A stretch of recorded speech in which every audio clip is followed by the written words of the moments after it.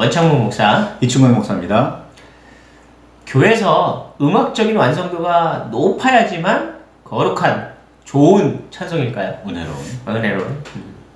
음악적 완성도라는 표현을 이해하기가 어렵다면 좀 음악적인 전문성? 이렇게 얘기하면 될까요? 아니면 점점 더 어려워지죠. 더 어려워지나요? 성악가가 부른 찬송은 은혜로운 찬송이고 음치가 부른 찬송은 음악적인 소양은 뛰어나지 않지만 그거는 은혜로운 찬양이 아닐까요? 이렇게 설명. 연주 스킬이 좋아야 하느냐, 아하. 좋지 않아도 되느냐, 뭐 이 정도. 어떠세요, 목사님은? 저는 굳이 음악적 완성도에 대해서 따지는 편은 아니에요.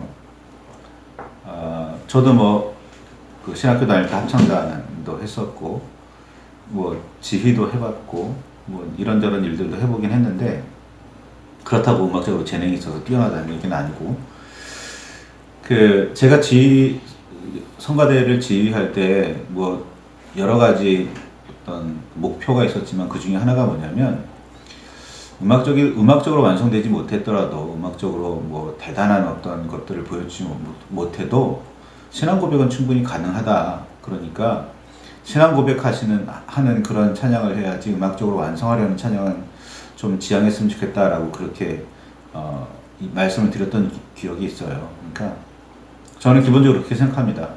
음악적인 완성도가 곧 거룩한 은혜로운 찬양을 이야기하는 건 아니에요. 물론 좀 더 완성도가 있으면 더 거룩하게 들릴 수도 있고 더 은혜롭게 다가올 수도 있어요. 그럴 수도 있기는 한데 그렇다고 해서 음악적으로 완성도가 있다고 해서 무조건 은혜롭다 거룩하다라고 말하는 건 좀 무리 정도가 아니라 그건 말이 안 되는 것 같습니다. 그런 건 이렇게 저렇게 음악적으로 어떻다라고 말하기보다는 그냥 느껴지는 것 같아요. 아무리 조금 틀리고 어쩌고저쩌고 해도 그 사람의 진심이 느껴질 수도 있는 거고, 아무리 세련되게 불러도 그 사람의 진심은 느껴지지 않을 수도 있는 거거든요. 창문 밑에서 사랑의 세레나데를 부르는데 연주를 아주 잘하고 풍부한 성량으로 대단한 그 목소리를 가지고 그렇게 노래를 해야 사랑이 전달되는 건 아니거든요. 그렇지 않아도 마음은 전달되는 거예요. 근데 그 심정이 전해지느냐, 심정이 표현되고 있느냐, 이게 중요하지. 너무 편협한가요? 요즘 몇 년 전부터 오디션 프로가 굉장히 유명하잖아요. 근데 오디션 프로의 핵심 중에 하나는 실력을 갖춘, 정말 뛰어난 그런 뮤지션을 뽑는다. 그래서 실력이 있고 매력적인 사람들을 뽑는다라고 하는 것 같아요. 그게 오디션의 핵심이겠죠. 그런데 그 심사평을 듣다 보면 아주 재미난 반전이 있어요. 그게 뭐냐면 굉장히 음악적 퀄리티가 높은 사람만이 뽑히는 건 아니라는 거죠. 왜냐면 굉장히 교과서적으로 부른 사람보다 더 매력적인 사람이 있다라고 하더라고요. 그 매력적인 사람이 누구냐면 뭔가 음악적으로는 다듬어지지 않은 것 같은데 묘하게 매력이 있어 라고 하는 사람이 있어요. 그분이 누구냐면 자신의 그 마음을 이 노래에 좀 이렇게 이렇게 담아서 노래 안에 그 마음을 좀 담아서 부르는 사람이 있는가 봐요. 그러니까 좀 이게 있는가 봐요. 본인은 찬양할 때 한다는 거예요? 제가 대중가를 잘 안 부르다 보니까 그런 걸 표현하는 겁니다.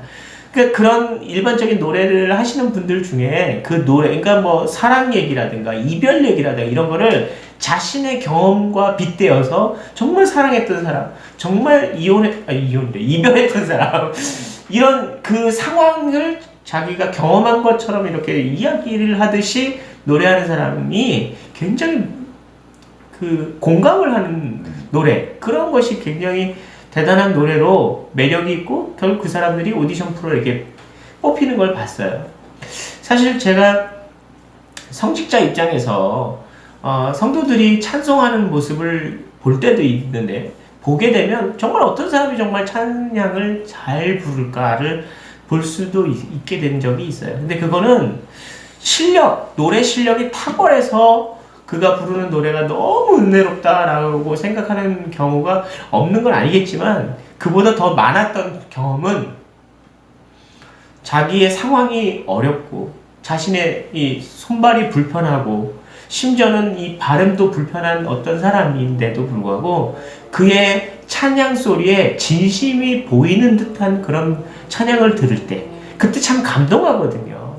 그러니까 정말 저 사람의 삶에 정말 하나님을 찬양할 수 있을 만한 상황이 아닐 것 같은데 너무 고되고 힘들게 살아왔던 것 같은데도 불구하고 그가 하나님이 지금까지 지켜주신 하나님이 감사하다라면서 노래 부르는 그 모습을 보면 정말 감동이 그냥 이렇게 오더라고요.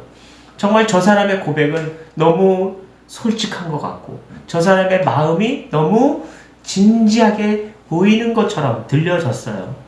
저는 그런 거를 은혜로운 찬양이라고 저는 생각이 들어요. 제가 개인적으로 가장 감동을 받았던 찬양은 피아노 반주만 있었어요. 피아노 반주만 있었고 여러 사람이 나와서 찬양을 하긴 하셨는데 전부 다 손으로 찬양하는 거였어요. 수화 찬양이군요. 정말 그 표정, 손짓 거기서 느껴지는 게 그 아름다운 소리로 찬양하는 것 이상으로 저는 감동을 많이 받았었거든요.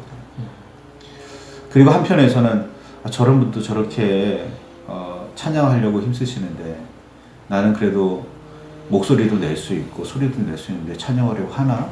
내가 얼마나 마음을 담아서 찬양하고 있지라고 스스로 반성했던 적도 있긴 한데 그런 것 같아요. 마음이 전해지는 게 우선인 것 같아요. 하나님께 예배하는 것도 역시 그 진심이 전해지는 거예요. 어떤 사람은 누가 진심을 따지냐고 진심에 관심 없다고 말씀하시기도 하시는데 적어도 저는 하나님께서는 진심을 따지신다고 봐요. 그러니까 사람한테는 뭐 그렇게 말할 수도 있고 그렇게 생각을 나눌 수도 있는데 하나님 앞에서는 그건 아니에요. 하나님 앞에서는 진심이 다가와야 되는 거예요. 그런 의미에서 구약 성경을 보면 하나님께서 그렇게 말씀하세요. 내가 너희가 정성스럽게 준비한 제사 나 받지 않을래. 나 그거 역겹게 생각해 라고 표현하시는 말씀들이 예언서에 수두룩해요. 왜? 진심이 없으니까. 마음이 없으니까. 고백이 없으니까였거든요.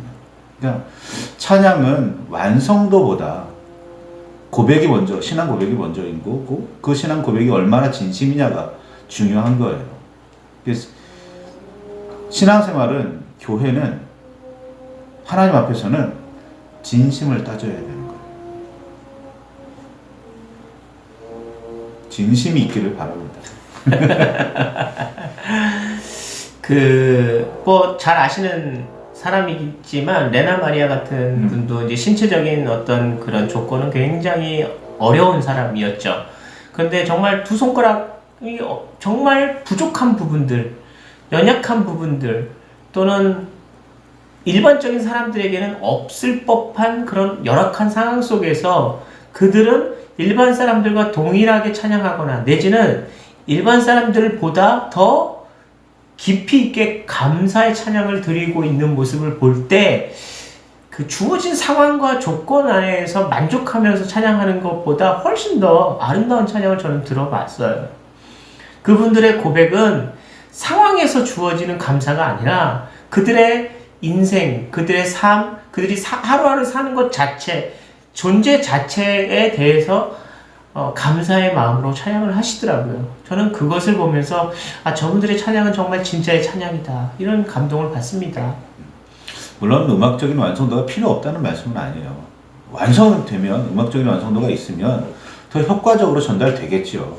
그건 뭐 왈가왈부할 문제가 아닌 것 같은데 그럼에도 음악적인 완성도보다 중요한 건 진심이라는 거예요.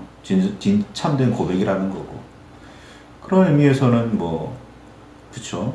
찬양을 암송할 수도 있는 거고, 그 찬양이 곡조가 맞지 않고 박자가 틀리더라도 마음은 충분히 하나님께 드러낼 수 있는 거니까.